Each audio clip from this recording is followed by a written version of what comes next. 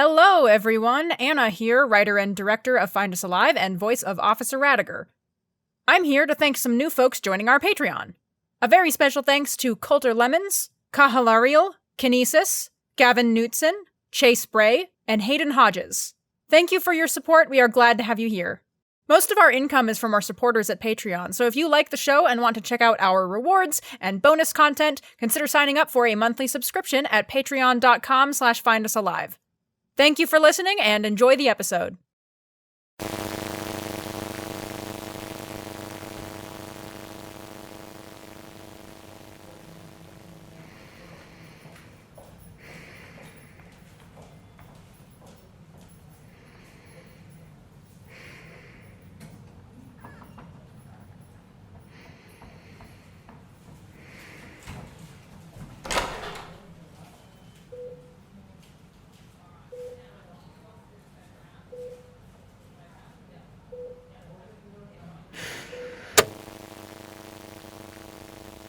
Overwatch Command, this is Dr. Harley, Head of Communications at Foundation Research Site 107, reporting our current status.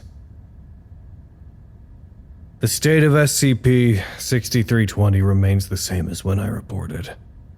No observable changes to the size, shape, or area of effect. Instances of SCP-6320-1 continue to form around the site, but renewed efforts at the behest of Acting Site Director Alves have proved efficient in preventing the full completion of any instances. By this point, we have learned what to look for and how to break them, and we're doing so effectively, in spite of something that makes it like it's difficult to. There's something else. I'll come back to it when I remember. We have 2 instances of SCP-6320-2 currently in containment. One derived from a potato, one from a golden pothos plant. The former is consistently docile. The latter often proves to be much less cooperative. Testing on both will continue soon. Also in containment are 2 instances of SCP-6320-3, formerly 1 D-Class individual and 1 staff psychologist. Research is discussing further testing measures with both, considering the -3 seems to be more predictable than the -2s at time of broadcast. Site-107 is experiencing a temporal loop effect inside this subdimension. Staff have been using the cycles created by the anomaly as a means to measure time and our progress towards escape. In a recent cycle, a large-scale environmental effect altered the gravity of the building, resulting in several injuries and the death of 1 engineer. The following cycle is suspected to have caused another injury. Site-107 upper management maintains that their current highest priority is keeping as many people in our site alive as possible. On the other hand, though, Director Alves is leaning toward a continuation in human testing, after former Director Klein put an informal freeze on it. As far as I am aware, Dr. Alves is still setting safety parameters in place for subjects, although I do not know how far those go. She is also putting resources towards ensuring we avoid another event happening toward the end of the cycle. So far, we've had no significant incidents of note except the head of security officer Haldy's clearance badge seems to have gone missing.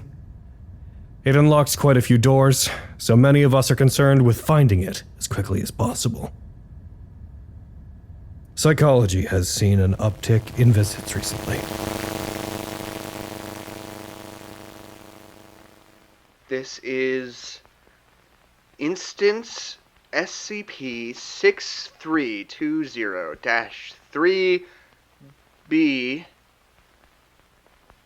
It's Lancaster. I'm tired. I can't keep all the numbers straight. They don't even count me as an employee right now, so what's the point of this?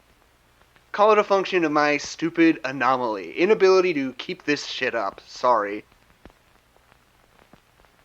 No urges. Still no urges. No urges for almost 2 months, but who's counting? I am. I'm counting. Can I sue if it turns out I'm not anomalous?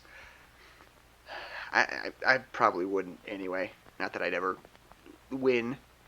And who would I even be suing? Alves? God, I'm so tired. They won't let me talk to anybody. Not anybody I know. They do let the researchers come in here, but Klein never does. I don't think it's her fault. Alves is probably just telling her not to, just like she's telling everybody else. They're not allowed to come visit me. They gave me a book. That was not nothing. I read it twice already. And now what am I supposed to do? Do I just keep reading the Da Vinci Code until the next person comes in to just give me a vague update on what's happening outside this room? To tell me if she's dead or not. All they said was that Gravit's gonna try something, and I don't know what the hell that's supposed to mean. They're just gonna keep me locked up in here, and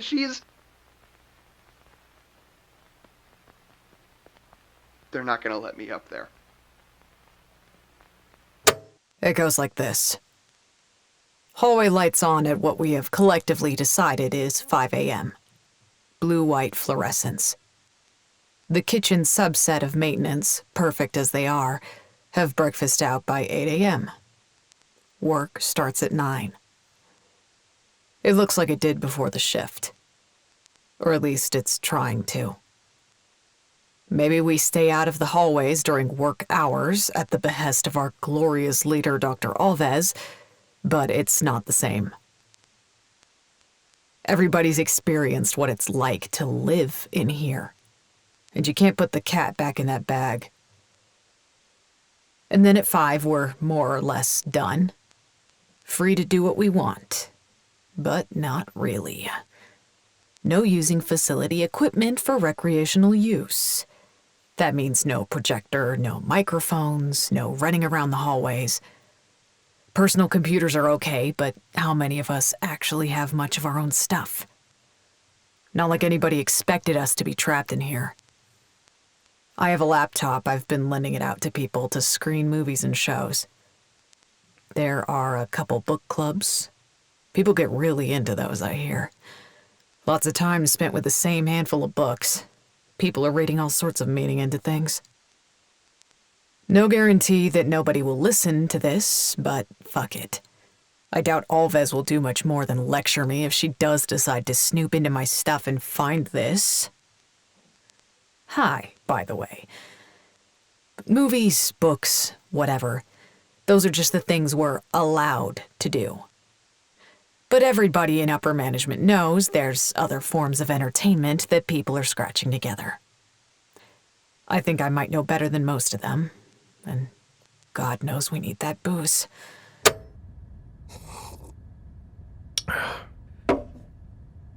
I'm sure I could talk to Klein about the details. She'd probably know more than I would. If anyone could find her. Research says she's been working really hard. I don't know if I believe them. Throwing yourself into your work is an effective way of avoiding things, but I don't know if Klein is actually working. It seems like there have been delays to every step of research's development recently. I think she's finding ways to put off experimenting on Lancaster. Does sabotage count as work? I suppose it could.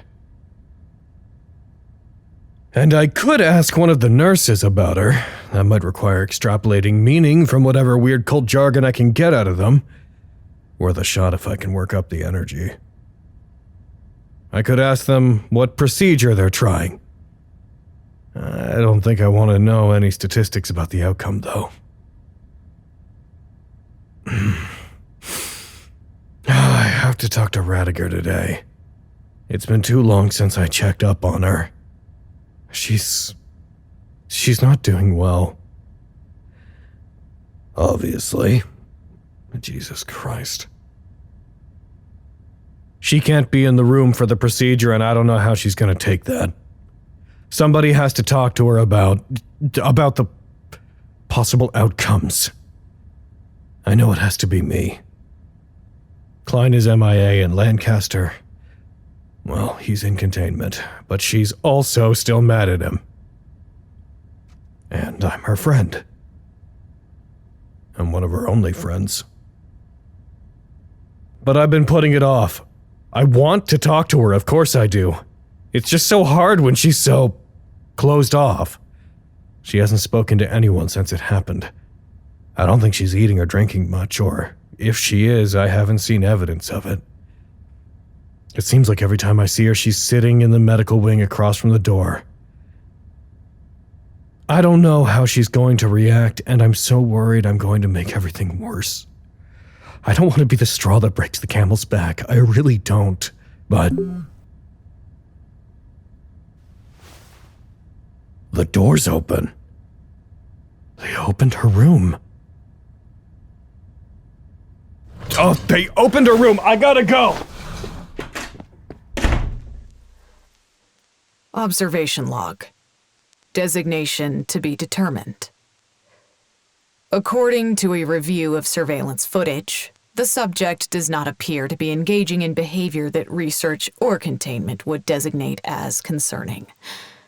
Subject does show signs of mental health degradation, but seeing as the population of the site is displaying similar behaviors, research will not be taking measures to improve this anytime soon.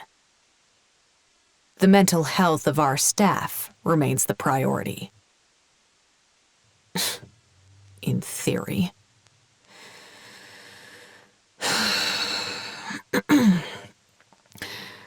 Research is drawing up plans for invasive testing to be conducted on instances SCP-6320-3A and B, at a point when medical personnel are less preoccupied with their current duties.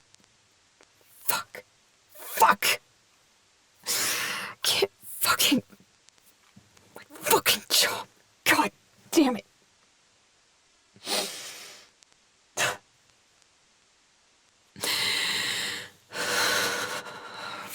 Shit. God damn it. All right. Let me try again.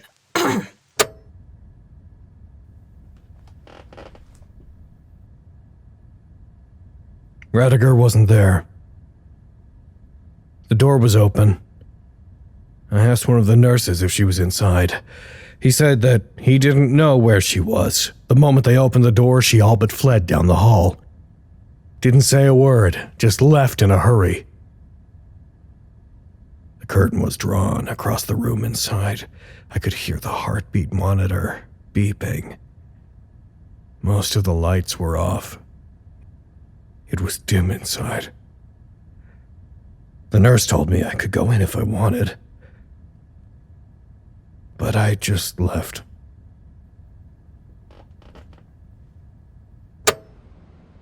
Hey, Raddagher, how's it hanging? All right. So, I know you're in a pretty bad spot right now. That's nothing. I'm sure she'll be fine. God. What? Oh. Why are you still in there? Because I've got stuff, all right? I've got stuff to do. Great.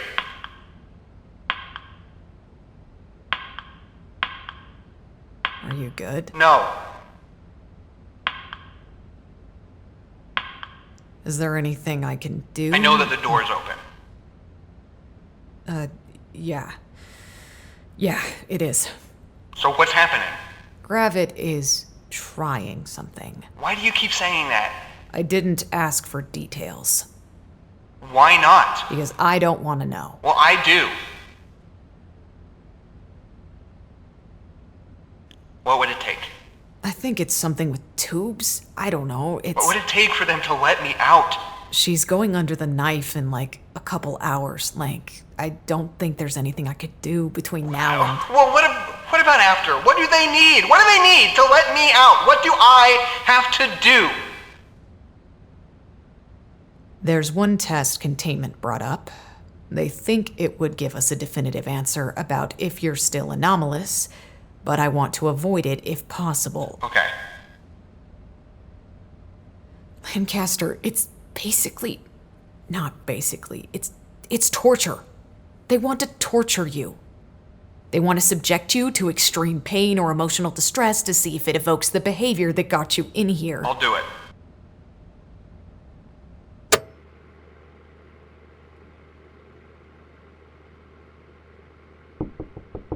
Hey, Raddagher. I saw that they opened Love's room. I won't lie, I'm not exactly in the best place about it myself. Do you need any? Oh, I didn't think it would just... No, of course she's not here. It couldn't be that easy, could it?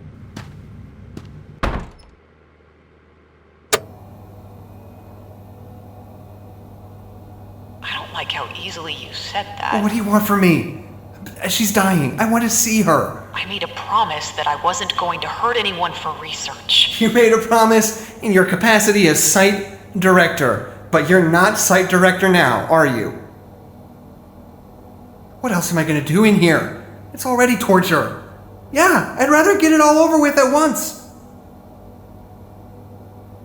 Why aren't you up there right now?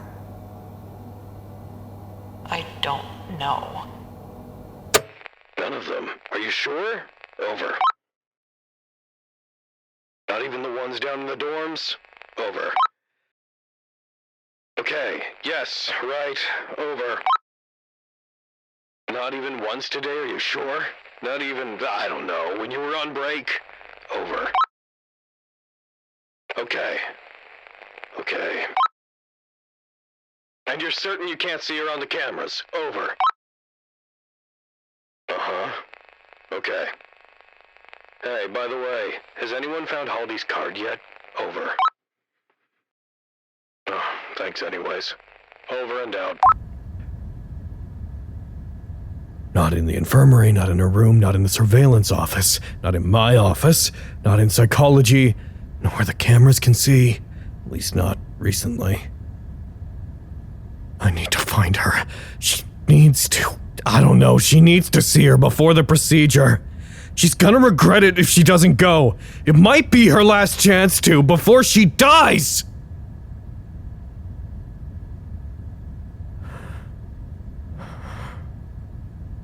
Oh.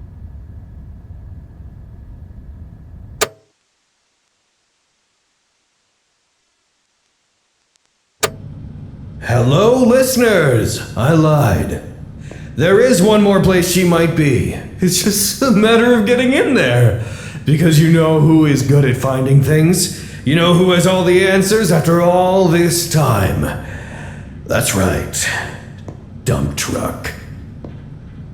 But Harley, you might be asking, what answers would Dump Truck possibly have? He doesn't even have a mouth. And to that I say, neither does Hello Kitty. Think about that. I am not doing very well. I don't know what I was thinking when I started coming down here. I figured maybe he could find her if I let him out. But how am I gonna let him out? My plan so far is to go down to their containment cell and see if my card opens the door. Beyond that, I don't know. We don't have much longer.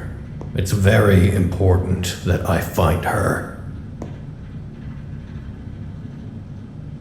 A little light on the door to BH9. It's green. The main containment chamber is open.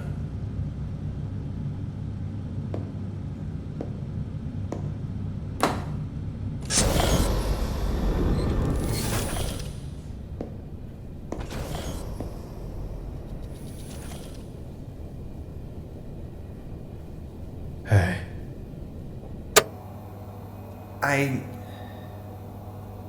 I resent that. Cool. You should be up there. Shh. You should be up there with her. I know, alright. Then why aren't you? How many times are you gonna make me say I don't know, Lancaster? I've been in a windowless box for 100 years. Questions are all I have. Where's Harley? Is he up there? Jesus, He Klein. hasn't been talking to me. I haven't been talking to him. He's just shut up in his office drinking most of the time. Oh, good. Great. Can't say I blame him. The stuff grows on you. Oh my god. It's not supposed to happen this way, alright? What isn't supposed to happen this way? We aren't supposed to die like this. I actually came down here to talk to Dump Truck. Or not talk. You know what I mean. So, you stole Haldy's clearance card. Why all the way down here? Seems like a lot of effort. The cameras. They can't see you in this corner, can they? Well, I'm sorry for finding you when you didn't want to be found. It's kind of beautiful in its own way. The anomaly, I mean. How long now? An hour-ish.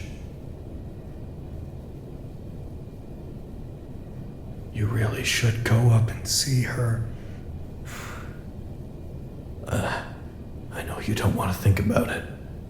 I don't either. But this might be your only chance to. But we do have to acknowledge the possibility that she's not gonna make it. And I just want you to know that no matter what happens, I'll always... Ingrid. Then how are we supposed to die? Overwatch Command. Our entire site has been transported to a largely theoretical, extra-dimensional space through a process unknown to basically every established branch of science. With aplomb? We shouldn't be alive, I'm serious. So am I. Kind of. but we are. We're alive in this hell. We survived. I mean, Casey went during some huge catastrophe. Isn't that supposed to be how it happens? All we ever do is survive. Are you asking me? I'm just saying it's not supposed to be like this. We deal in monsters and magic and cracks in the building blocks of our reality. And we die in wormholes and labyrinths and the jaws of creatures mortal men cannot look upon. I think maybe the world is cruel sometimes. But it's not cruelty, though, is it? She survived the shift. She survived every -2 attack. She survived the building literally going sideways. For it to be cruelty, it has to have some kind of intention. Like a motivation behind it. You know what I mean. Terrible things just happen. But that's my point. It's not our terrible things. She did everything right. Our terrible things are like monsters and shit, but this isn't anything like that. She followed all the rules. This is ordinary. We're not supposed to be ordinary. We are ordinary. Yeah, well, maybe she wasn't supposed to be. She survived all of that. And she gets taken down by what?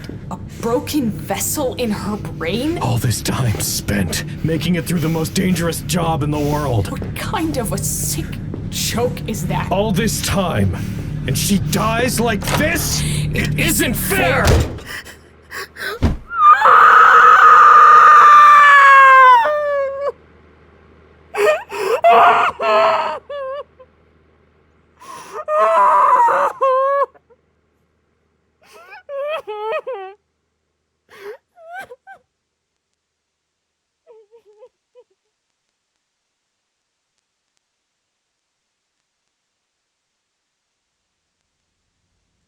It isn't fair. This is such bullshit. And all I ever did was make it worse. Bullshit all the way down. We've only got 40 minutes left and I still haven't gone. I can't do it, Lank. I can't go up there. And neither can I.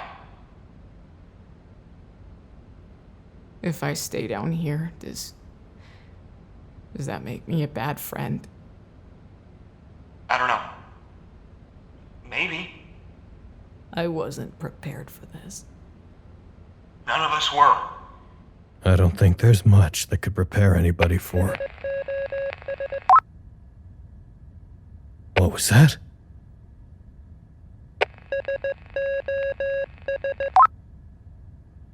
On my way.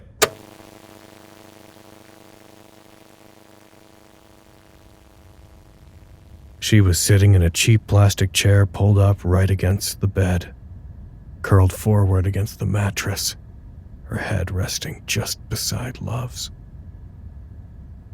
It sunk in that I hadn't seen Love since they brought her in. Tubes attached to her arms, in her nose, no color in her face. I went into that room with every intention to check on Raddagher, to make sure she was okay. But when I saw Love,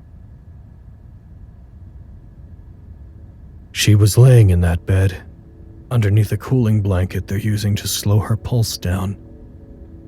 But it wasn't her in there.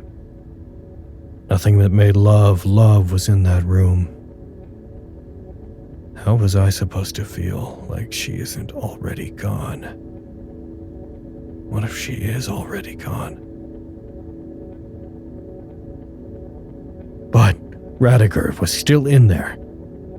So was one extra plastic chair. I said nothing. I pulled it up beside her and I sat down, as close as I could. I didn't know what to say, so I didn't. We just sat together, listening to the hiss of the oxygen and the beep of the heart monitor. It was hard at first, being so close to the inert body that was supposed to hold my friend. Still alive, but only in the technical sense. I don't know how Raddagher could see with her sunglasses on and most of the lights off, her four-fingered right hand resting against Love's, not quite holding it, like she was afraid to touch her. She leaned her head onto my shoulder. It confused me for a second. It didn't seem comfortable, first of all, but I knew that Raddagher doesn't like being touched, and barely tolerates it from anyone other than Love. I was still at a loss for why she would initiate it at all, but I suppose she's always been a strange communicator. I didn't move, afraid that if I did, she would withdraw again. But it didn't last too long anyway. She moved back to where she had been, as close to Love as she could get without the risk of moving her. I don't know if she'll be okay. I don't know if either of them will. But I'm fairly certain one of them will accept help after all. Whoever is listening, I know you don't care. It's been so long. I'm sure we've all been mourned out there. The Foundation moves on too quickly, the wheels keep turning. I'm sorry if I'm muddying your airwaves with my own life. Our lives are a part of this place, are they not? Anyway, I'm signing off for now, Overwatch Command. I hope you're still looking.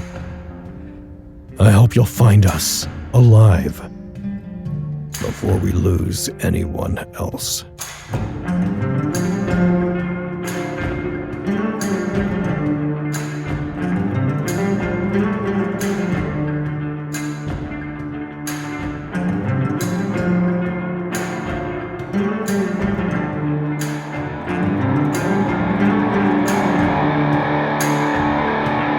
Episode 39 was written and produced by Anna Maguire. The voice of Harley is Logan Laidlaw. The voice of Klein is Taschia Ritter.